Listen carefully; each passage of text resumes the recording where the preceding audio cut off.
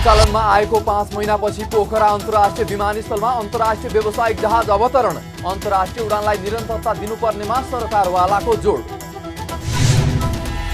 नेपालको सार्वजनिक ऋणको दायित्व 21 खर्ब 73 अर्ब नाग्यो। प्रति व्यक्ति ऋण 74,516 बराबर। र सेयर बजारमा नेप्से परिसूचकसँगै कारोबार रकम पनि लगातार घट्दो। 179 कम्पनीको मूल्य घट्दा 45 कम्पनीको सेयर मूल्यमा मात्रै हरियो। नमस्कार, कारोबार समाचारमा स्वागत छ। अब समाचार विस्तारमा। सञ्चालनमा आएको 5 महिनापछि पोखरा अन्तर्राष्ट्रिय विमानस्थलमा अन्तर्राष्ट्रिय व्यावसायिक जहाज अवतरण भएको छ। बुधबार चीनको छेन्दुबाट सिचुवान एयरलाइन्सको न्यारोबडी A319 जहाजले बिहान 9:06 पोखरा अन्तर्राष्ट्रिय विमानस्थलमा पहिलो अवतरण गरेको छ। चीनबाट उडेको एयरलाइन्सले राष्ट्रिय सभाका अध्यक्ष गणेश प्रसाद तिमिलसेना सहित 130 जना यात्रु बोकेर छेन्दुबाट पोखरा अन्तर्राष्ट्रिय विमानस्थल आएको हो। विमान पोखराको फेवातालमा यही असार 8 र 9 गते आयोजना हुन लागेको नेपाल चाइना ड्र्यागन बोट रेस फेस्टिभलमा सहभागी हुने खेलाडीहरू बोकेर आएको थियो। अङ्ग्रेजी नयाँ वर्ष अर्थात् 2079 साल पुस 17 गतेबाट उडान सुरु भएको उक्त विमानस्थलमा अन्तर्राष्ट्रिय उडान हुन भने सकेको थिएन। विमानस्थल उद्घाटनको दिन हिमालयन एयरलाइन्सले परीक्षण उडान गरेको थियो। विमानस्थलमा पहिलो अन्तर्राष्ट्रिय चार्टर उडान अवतरण गरिसकेपछि आयोजित कार्यक्रममा राष्ट्रिय सभा अध्यक्ष तिमिलसेनाले विमानस्थल नियमित सञ्चालनका लागि सबै सम्बन्धित पक्षहरूले जागरुकता देखाउनु पर्नेमा जोड दिँदै नियमित रूपमा उडान हुन सके मात्रै पर्यटन प्रवर्धन हुने बताउनुभयो। उहाँले भारतसँग जमिनको खुला सिमाना भए जस्तै आकाशमा पनि खुला सिमाना बनाउने तर्फ सोच्नुपर्ने पनि बताउनुभयो।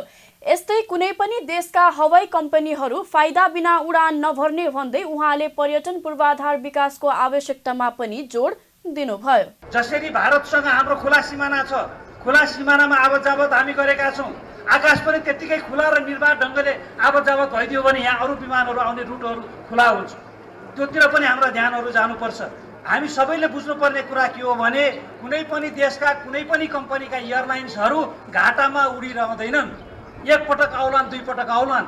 सधैँ आउनको लागि त्यसमा यात्रु भरिभरा हुनुपर्छ, उसलाई नाफा हुनुपर्छ। त्यो नाफा हुनको लागि हामी पर्यटन व्यवसायीहरू, हामी पोखरेलीहरू, हामी नेपालीहरूले त्यो खालको पर्यटकीय वातावरण बनाउनु पर्यो। त्यो सँगसँगै अरू खालका पनि पूर्वाधारहरू निर्माण गर्नुपर्ने हुन्छ।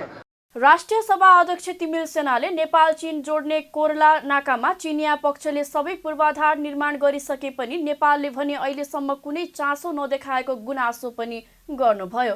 कार्यक्रमको अवसरमा संस्कृति, पर्यटन तथा नागरिक उड्डयन मन्त्री सुदन किरातीले पोखरा अन्तर्राष्ट्रिय विमानस्थलमा अन्तर्राष्ट्रिय उडान सुरु गर्नु पहिलो कदम भए पनि अब यसलाई निरन्तरता दिन आवश्यक रहेको उल्लेख गर्नुभयो।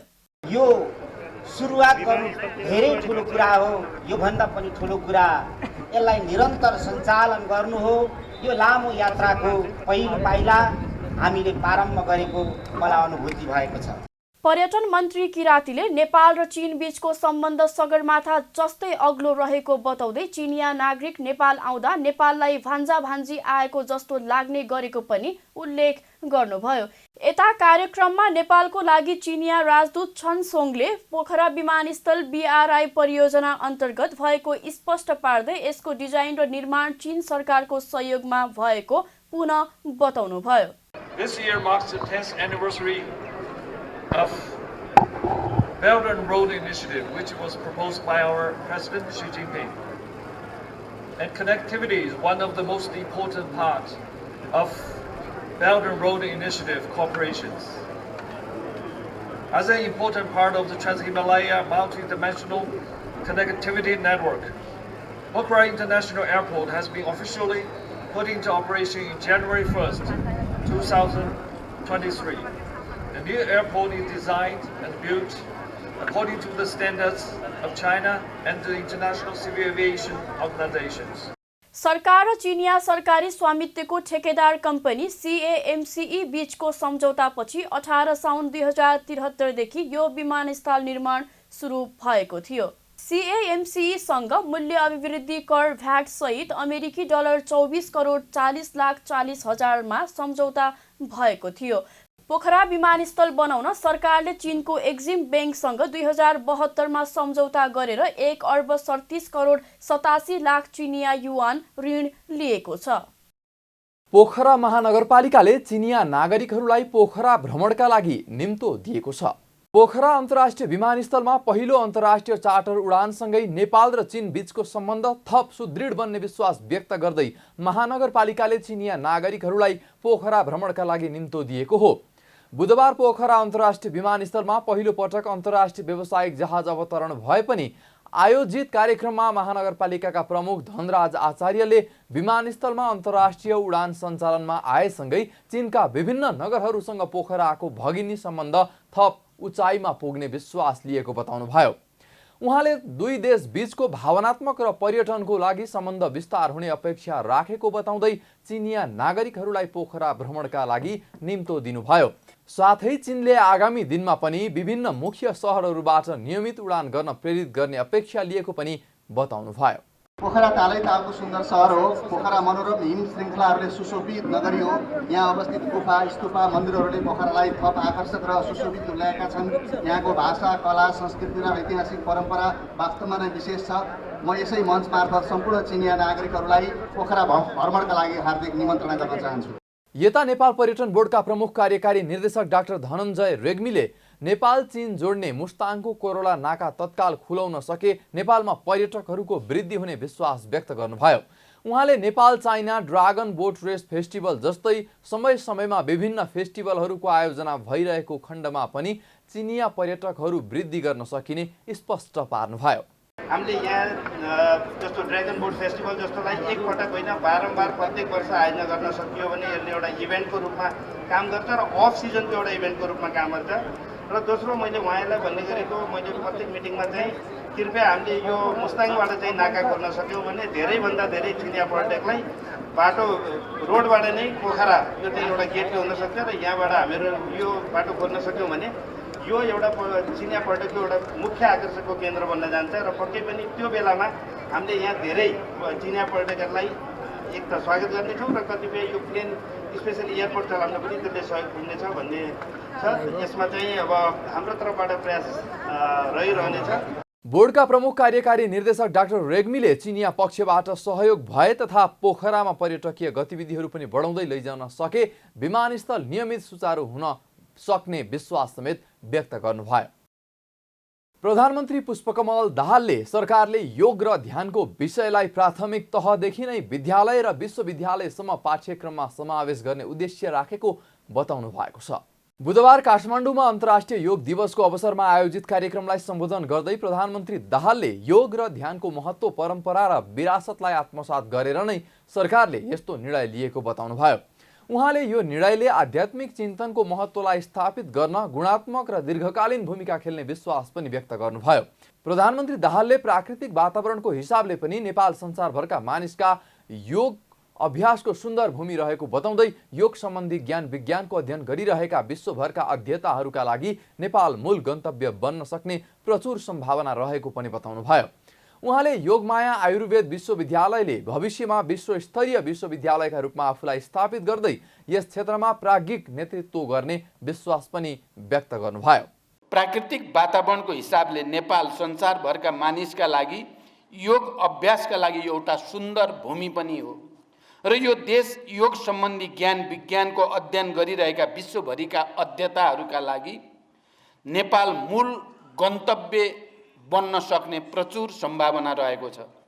हामीले परिकल्पना गरेको योगमाया आयुर्वेद विश्वविद्यालयले भोलिका दिनमा विश्वस्तरीय विश्वविद्यालयका रूपमा आफूलाई स्थापित गर्दै यस क्षेत्रमा प्राज्ञिक नेतृत्व गर्नुपर्दछ भन्ने हामीले ठानेका छौँ।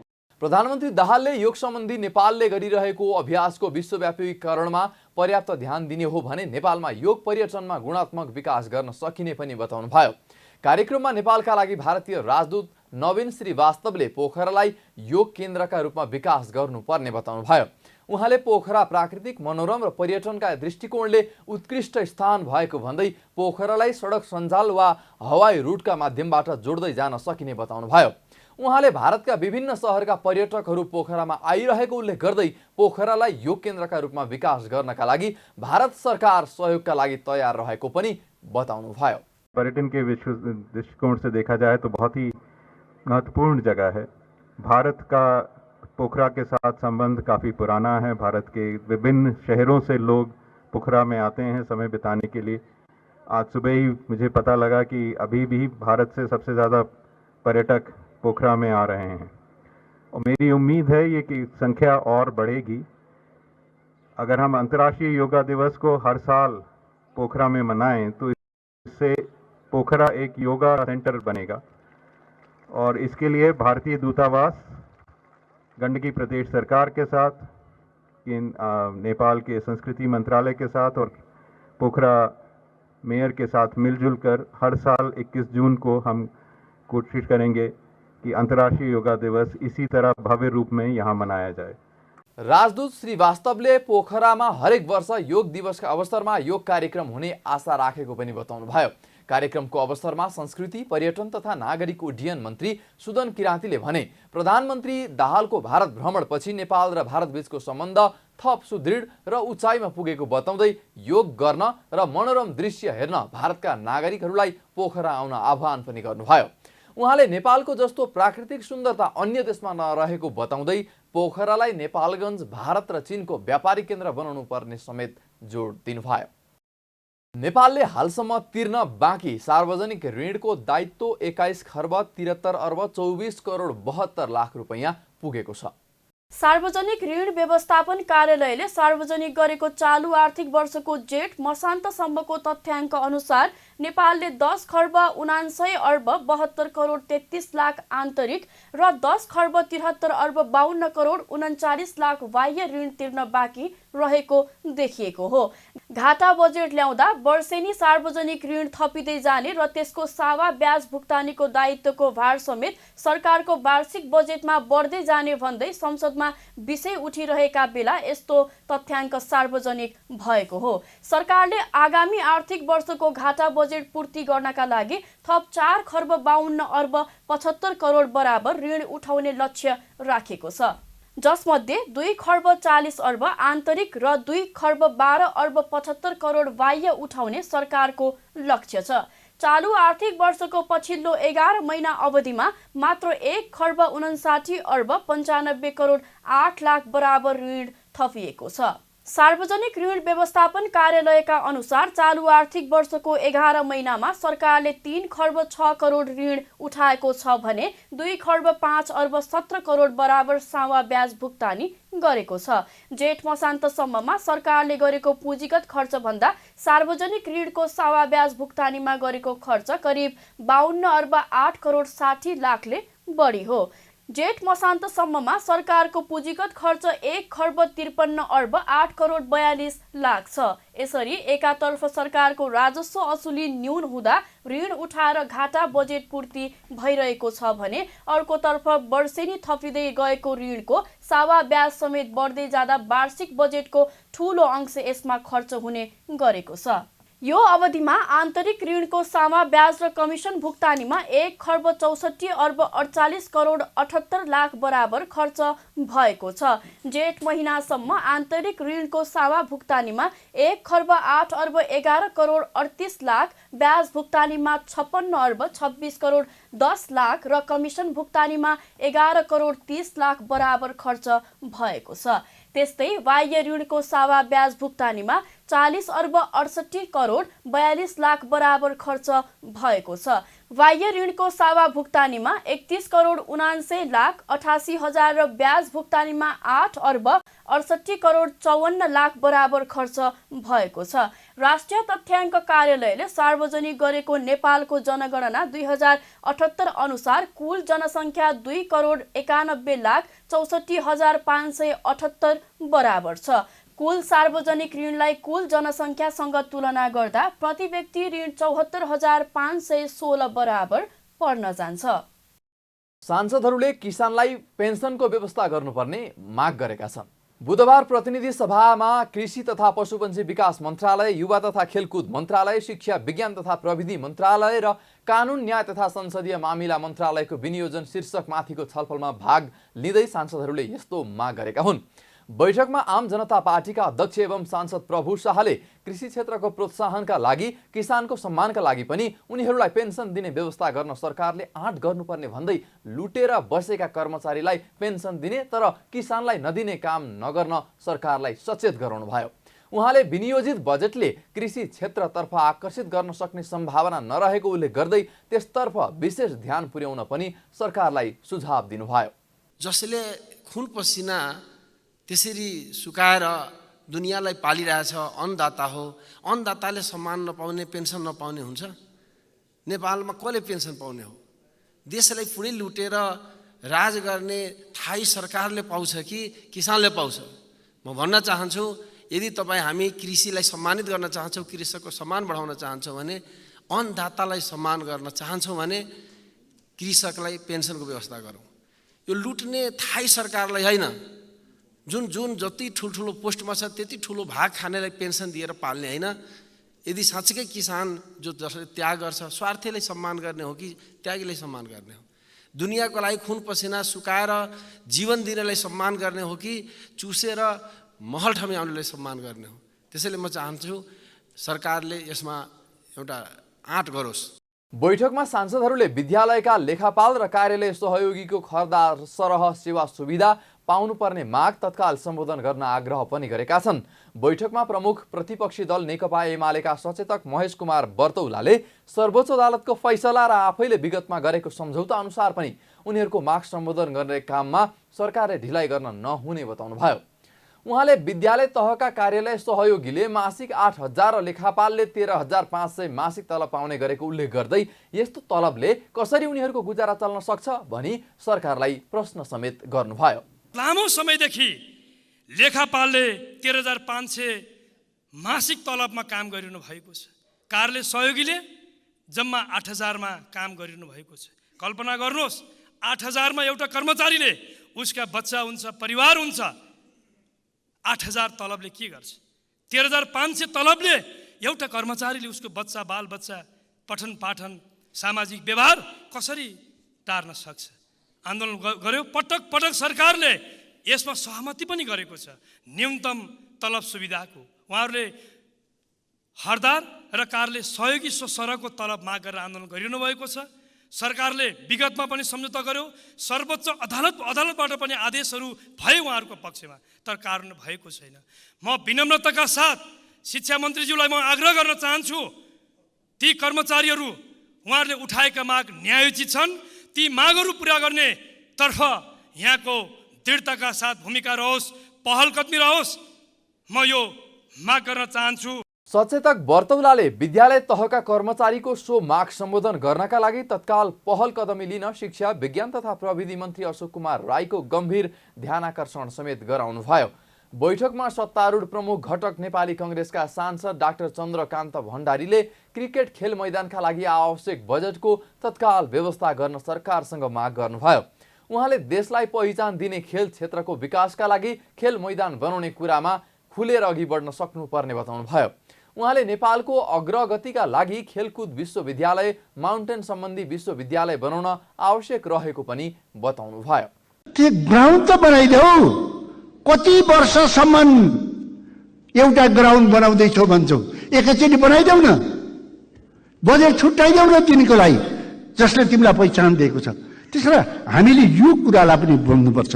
यसलाई हामीले पाठ्यक्रममा राख्छौँ, यिनीहरूको बारे विश्वविद्यालय बनाउनु, आज माउन्टेन चढ्ने कुरा गर्ने विश्वविद्यालय बनाइदिनुहोस्। संसारका व्यक्तिहरू आउँछन्, लुम्बिनीमा जानुहोस्, गौतम बुद्धको ठाउँमा जानुहोस्, बच्चा जन्माउने ठुलो हस्पिटल बनाइदिनुहोस्, हजारौं बेडको। संसारभरिका बुद्ध मार्गीहरू सन्तान जन्मान आउँछन्। के छैन नेपालमा? कहाँ छ हाम्रो सोच, कहाँ छ हाम्रो दृष्टिकोण? सांसद भण्डारीले बुद्धको जन्मस्थल लुम्बिनीमा हजारौं बेडको अस्पताल बनाउन सके विश्वभरका बौद्ध मार्गीहरू बच्चा जन्माउनका लागि नेपाल आउने सम्भावनातर्फ पनि सरकारको ध्यानाकर्षण गराउनुभयो। उहाँले अर्ग्यानिक खेतीलाई निरन्तरता दिन सके मात्रै पनि नेपाल अघि बढ्ने स्मरण समेत गराउनु भएको छ। शेयर बजार घट्ने क्रमले बुधबार पनि निरन्तरता पाएको छ। साताको पहिलो दिन बढेर उछाल आएको शेयर बजार मापन गर्ने नेप्से परिसूचक त्यस यता लगातार घट्दो क्रममा देखिएको छ। बुधबार पनि नेप्से परिसूचक तीव्र उतार चढाव बीच 14.05 अङ्कले घटेर 2050.78 अङ्कमा झरेको छ। साताको पहिलो कारोबारको दिन 52.26 अङ्कको उछाल आएको नेप्से परिसूचक सोमबार 2.94 अङ्क र मङ्गलबार 26.56 अङ्कले घटेको हो। बितेको 3 कारोबारको दिनमा मात्रै नेप्से 43.48 अङ्कले घटेको छ। आज घटेको बजारमा होटल र पर्यटन, जीवन बीमा, उत्पादनमूलक र व्यापार बाहेक सबै समूहको परिसूचक राताम्य भएका छन्। कारोबार रकम पनि अघिल्लो दिनको तुलनामा 62 करोड रुपैयाँ बराबरले घटेको छ। दिनभर कुल 271 कम्पनीको 86,51,000 किता शेयर 3 अर्ब 49 करोड 68 लाख रुपैयाँ बराबरमा कारोबार भएको छ। मङ्गलबार 4 अर्ब 11 करोड रुपैयाँ बराबरको शेयर कारोबार भएको थियो। आज सिटी होटल लिमिटेडको शेयर मूल्यमा आज सबैभन्दा धेरै 9.97% को वृद्धि देखिएको छ। सबैभन्दा धेरै ग्रीन भेन्चर्स लिमिटेडको शेयर मूल्यमा 6.98% को गिरावट देखिएको छ। कारोबार रकम र कारोबारमा भएका शेयर संख्याका आधारमा आज सबैभन्दा धेरै शिवम सिमेन्ट लिमिटेडको 23 करोड 6 लाख बराबरको शेयर किनबेच भएको छ। तराईका विभिन्न जिल्लाबाट आएका मिटर ब्याजीहरूले काठमाडौँमा धरना दिएका छन्। बुधबार पीडित लेनदेन सङ्घर्ष समिति मध्य प्रदेश रौतहट लगायत तराईका विभिन्न जिल्लाबाट आएका उनीहरूले काठमाडौँको माइती घरमा धरना दिँदै प्रदर्शन गरेका हुन्। परापूर्वकालदेखिको आपसी लेनदेनको व्यवहारलाई भत्ताभुङ्ग पार्न खोजिएको आरोप लगाउँदै आफूहरूमाथि कारबाही गर्न ल्याइएको अध्यादेश तत्काल खारेज गर्न सरकारसँग माग गरेका छन्। आन्दोलितहरूले स्थानीय निकायमा जाँचबुझ गरी मात्र प्रमाणको आधारमा उजुरी दर्ता गरिनुपर्ने, हाल दर्ता गरिएका उजुरीलाई जाँचबुझ तथा छलफलको लागि स्थानीय सरकारलाई जिम्मा दिनुपर्ने, आफूहरूले दिएको पैसाको सामा र ब्याज उपलब्ध गराउनुपर्ने लगायतका माग राखी आन्दोलन गरेका छन्। प्रदर्शनमा सहभागीहरूले लेनदेन कारोबार सहज गर, अदालतमा कपाली तमसुकको मुद्दा दर्ता गर, कानुन बमोजिम गरिएको लगानी कानुन बमोजिम फिर्ता गरियोस्, प्रहरी दमन बन्द गर लगायतका प्लेकार्ड र ब्यानर बोकेर विरोध जनाएका छन्। कारोबार समाचारमा अब सुन चाँदी र विदेशी विनिमय दर सम्बन्धी जानकारी।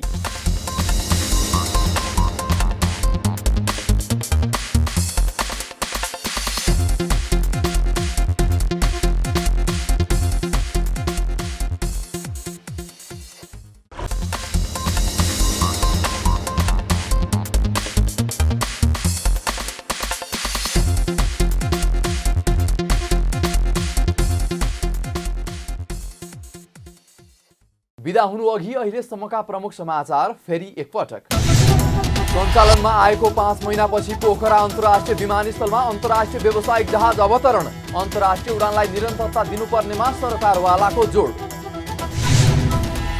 नेपालको सार्वजनिक ऋणको दायित्व 21 खर्ब 73 अर्ब नाग्यो, प्रति व्यक्ति ऋण 74,516 बराबर।